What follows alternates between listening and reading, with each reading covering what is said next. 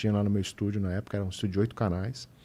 E aí eu botei um anúncio no Primeira Mão, que era um jornalzinho, não sei se vocês conhecem, você não conhece, Eu com não certeza. conheço. Que tinha a maçãzinha? O símbolo da maçãzinha? Exatamente. Era o iPhone da época. Era o Apple, pode crer.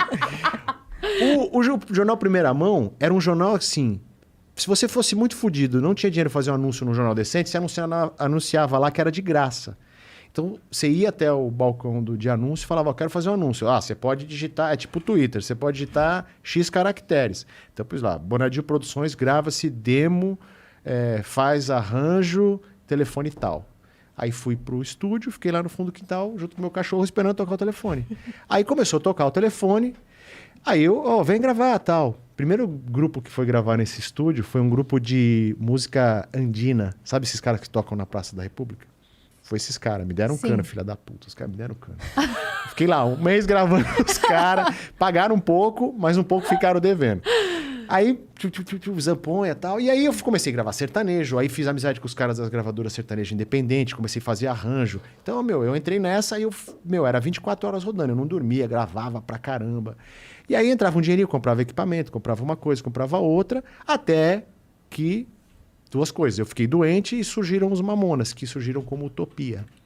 Uhum. Mas eu já tinha... Eu trabalhei nesse estúdio aí uns 6, 7 anos, quando eu gravei Utopia, que era a primeira banda que depois viria a se tornar Mamonas Assassinas. Já eram eles? Já eram eles, mas era que uma... te procuraram? Eles me procuraram porque lá, provavelmente pelo anúncio do Primeira Mão. Quando eles vieram gravar Utopia, que era uma banda de rock que queria copiar as bandas de rock dos anos 80, da qual eu tinha trabalhado com algumas, eu era tipo Deus, eu trabalhei com as bandas dos anos 80, então vamos gravar com esse cara que ele vai fazer a gente ser também uma banda dos anos 80. Uhum. Mas a gente já estava nos anos 90. Uhum. E aí eu comecei a trabalhar com Utopia, fiz esse disco e falei para eles, vocês são muito bons e tal, mas isso aí não vai voltar, tipo hoje, a galera perguntando para mim, o rock vai voltar? Eu falo, vai vir outro rock, não aquele rock. E na época eu falava, o rock dos anos 80 não vai voltar, vai vir outro rock, então vocês precisam modernizar e tal. Aí fizemos o disco do Utopia, não deu certo. Mas depois desse processo, um dia, eles foram no meu estúdio, a gente ficou muito amigo, o Dinho cantava nos jingles que eu fazia jingle, eu fazia qualquer coisa, né? Eu gostava de trabalhar com música. Aí um dia o Dinho trouxe uma dupla sertaneja pra gente produzir, pra ele ganhar um dinheiro, e eu também. A gente fala, quanto é? Custa $1.000 pra fazer o disco. Beleza. Dinho, eu te dou $200, você traz os caras e a gente grava. Beleza. Aí era esse valor mesmo. Aí a gente começou a trabalhar nesse disco, e um dia ele queria gravar umas músicas pra tocar num churrasco, o Dinho. E ele falou, puta, Rick, eu vou falar pros caras que não vai ter estúdio hoje. Era a dupla Celi e Campelo. Aí eu falei, Dinho, beleza, eu também tô cansado, então aí eu vou dormir hoje, que eu ficava sem dormir muito tempo, assim, muitos dias seguidos, e você fica aí gravando com o Rodrigo Castanho, que é um produtor que trabalha comigo até hoje.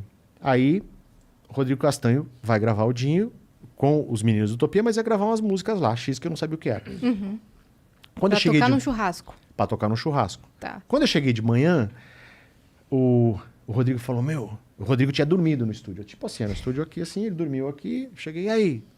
O Dinho gravou uns negócios de madrugada, eu ri pra caramba, muito bom. Legal pra caramba, ouve aí. Tá bom, aí pôs pra tocar, era Pelados e Santos e Robocop gay.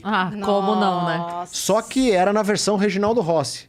Uhum. Não tinha nada de rock. Mais brega. Era super brega, lento e tal. Mas a gente riu muito, né, E eu fiquei com aquilo na cabeça, eu falei, se os caras misturarem isso com o rock que eles fazem no Utopia, puta, vai dar certo.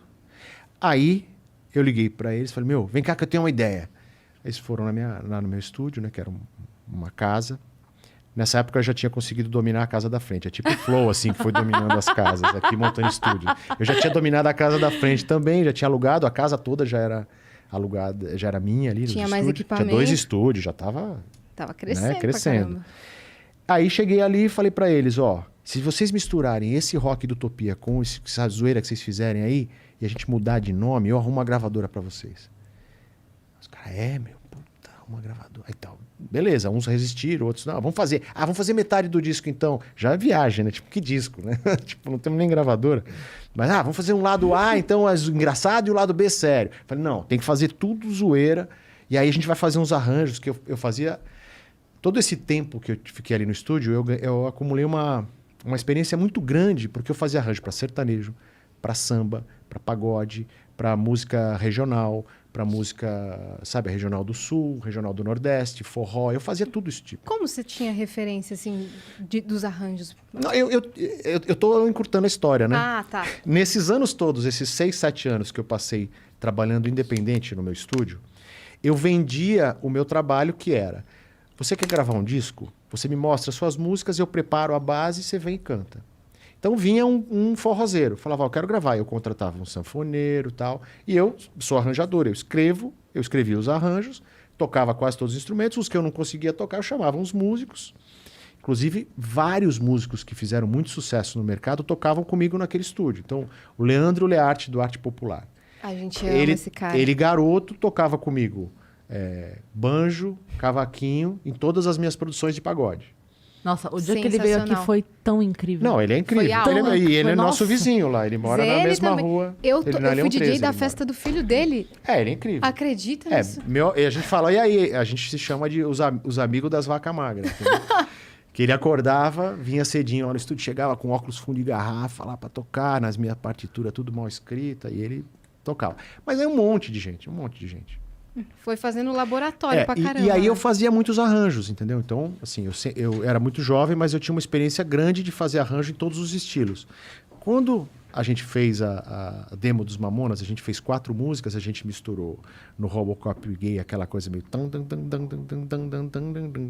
que era quase um rockabilly brasileiro dos anos 70. Fizemos o Vira, que era rockão assim mesmo, né, sacaneando o português. Sim. Tinha Pelados em Santos, que essa era mais Reginaldo Rossi mesmo, que eu toquei os metais lá. Você tocou os metais... Eu toquei no teclado. Depois, pro MIDI. disco, eu chamei o Paquito, que era um trompetista, para gravar. Tinha mais uma música que eu já nem lembro. Acho que era Jumento Celestino, que era o de quem é esse jegue. Maravilhosa. Então, aí eu falei, para quem eu vou mandar essa demo? Pro contato que eu tenho, que tem o contato das gravadoras, Arnaldo Sacomani. Aí o Arnaldo Sacomani pegou, mandou, e aí toda a história que todo mundo conhece. Aí foi assim que começou a minha vida. Não fosse os Mamonas, eu não estava aqui hoje, isso certeza, né? Tipo, eu sou muito grato à história que eu tenho com os caras, são meus amigos eternos, tipo assim, parceiros. A gente tinha uma relação muito, muito próxima, a gente tinha mais ou menos a mesma idade e tal. Então foi ali nos Mamonas que eu fiquei conhecido. Mas aí, eu depois do sucesso, eu virei empresário dos caras, né? Então, cara, eu assim, rapidinho, porque o lance foi que quando a gente conseguiu a gravadora, o cara da gravadora e o próprio Arnaldo queriam que a gente contratasse um empresário e eu fosse só o produtor. Eu falei, o cacete, mano, agora que vai render uma grana, eu vou ficar só de produtor e não vou ganhar nada como empresário? Não, eu que vou ser empresário. Aí os caras, não, Rick, é nós, vamos montar aí. Aí eu chamei um amigo meu que tinha uma big band, que era um cara mais estruturado, que chama Sami Elia. Falei, Sami, era um cara que gravava no meu estúdio, puta gente boa, bacana pra caramba. Ele não era grande empresário, mas ele tinha uma big band e tinha uma estrutura legal, da comunidade judaica, um cara super parceiro ali, né? Aí eu falei pra ele, Sami, você quer ser meu sócio? Ouve isso aqui. O cara pirou, o cara falou, não, cara, você é seu sócio, eu boto grana, faço qualquer... Vamos ser sócio. E o Sami Elia hoje, que é, tipo, meu irmão, ele é empresário da Glória Groove. Nossa, hoje. Apenas. Aí, tipo assim, são várias histórias que vão se cruzando, né? O mundo, vocês são jovens, mas estão crescendo, vocês vão ver que daqui... Obrigado pelo plural aí, dos jovens. Vocês são jovens, claro. Daqui 20, 30 anos, vocês vão ver que as coisas todas vão se entrelaçando. Sim. Então, mantenham as amizades, né, que vocês fazem no começo, porque as amizades fazem muita diferença lá na frente. Com certeza. Voltando ao assunto... Sami. Fizemos a sociedade, passamos a empresariar os Mamonas. E eu comecei a vender os shows dos Mamonas, o Sami cuidava da logística, o Sami vendia, eu cuidava da parte artística, gravadora, e eu cuidava do marketing. Foi aí que eu aprendi a fazer marketing de artista. Então eu falava com rádio, eu falava com a EMI, que era a nossa gravadora, eu falava com o diretor de marketing da EMI, eu que fazia esse meio de campo, que eu era o cara que tinha o jogo do artístico, do marketing, da gravadora. Mas, infelizmente, aconteceu o acidente, né? Eles faleceram. Sim. E aí, assim, numa semana anterior eu tinha tido uma reunião com o Boni, que é o pai do Boninho, o cara que mandava na Rede Globo. E depois do acidente deles, eu voltei para Estaca Zero, né? Tipo, eu tinha que começar tudo de novo. Porque isso também é uma realidade no nosso mundo da música. Eu sei que todo mundo que viveu esse momento, né? Que já tinha ali idade para entender o que eram os Mamonas, né? Eu fui num dos últimos shows. Um dos últimos shows deles, acho que uns 15 dias, 20 dias antes, tinha sido em Sorocaba. Você foi? Fui. Sim, Caramba. foi em Sorocaba. Isso mesmo. E eu tava nesse show. Então, assim, eu sei que todo mundo que viveu esse momento lembra exatamente onde estava quando recebeu a notícia. E eu imagino que para você é muito mais forte, Claro. né? Porque você estava ali vivendo toda a movimentação com eles. Você não tinha ido viajar para esse show? Não, porque a gente ia para Portugal no domingo que seguiria. Foi na sexta-feira para sábado o acidente, a gente ia no domingo, exatamente. Tinha sido o último show deles que fechava... Fechava a turnê. No domingo a gente ia para Portugal e tinha uma história que a gente ia comprar máscara, essas que a gente usa hoje por causa do Covid, porque o Dinho queria descer em Portugal com a máscara, porque o Michael Jackson tinha dado na telha que ia usar essas máscaras. Na época, tava usando, né? O Michael Jackson. E aí eu não fui, tava super cansado e tal. E aí aconteceu o acidente. Foi muito difícil. Você estava em casa naquele dia? Tava em casa. Eu lembro exatamente do que eu estava fazendo, o que aconteceu, com quem falou comigo. Tudo. Foi horrível, né, cara? E aí minha cabeça foi foda, né? Porque eu já tinha umas sequelas da época do trabalho em estúdio, né? Que eu fiquei bem doente. Na época que eu trabalhava em estúdio... Você comentou que você ficou doente do quê? Fiquei bem da cabeça, né? Porque eu não dormia. Eu dormia muito pouco, dormia poucas horas, comia mal. Era uma vida muito... Você teve o quê? Uma exaustão? Não, eu tive um problema assim que hoje se chama de síndrome do pânico, mas eu não dormia mais. Tipo assim, eu tive um problema que eu não dormia. Chegou uma hora que eu não conseguia mais dormir. Porque tanto que eu não dormia, que o meu corpo desaprendeu a dormir. Eu tenho problema de sono até hoje. Eu tenho várias sequelas dessa coisa louca do trabalho na música, assim, né?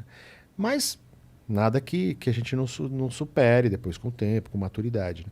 Mas eu, assim, não era um cara, vamos dizer assim, hoje eu sou um cara saudável, me cuido e tal.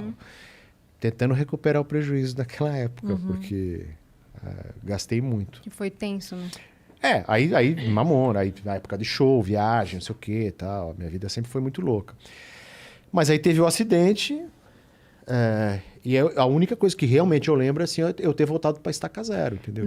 Teve um momento, assim, de alta procura por você naquele momento, porque você seria a voz para falar por eles naquele momento, mídia? Alguma teve. Eu dei uma entrevista pro Maurício Kubrusli, pro Fantástico.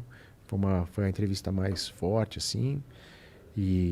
Mas aí, assim, eu também era muito conhecido. Eu já estava dando muitas entrevistas por causa do sucesso dos Mamonas. Eu não queria saber que eu era meio que o sexto Mamona, entende? Então, tipo assim, quem era o cara que produziu? Kreuzebeck. Musicalmente, quem fez isso e tal. Você também produziu o Kreuzebeck. Sou o famoso Kreuzebeck.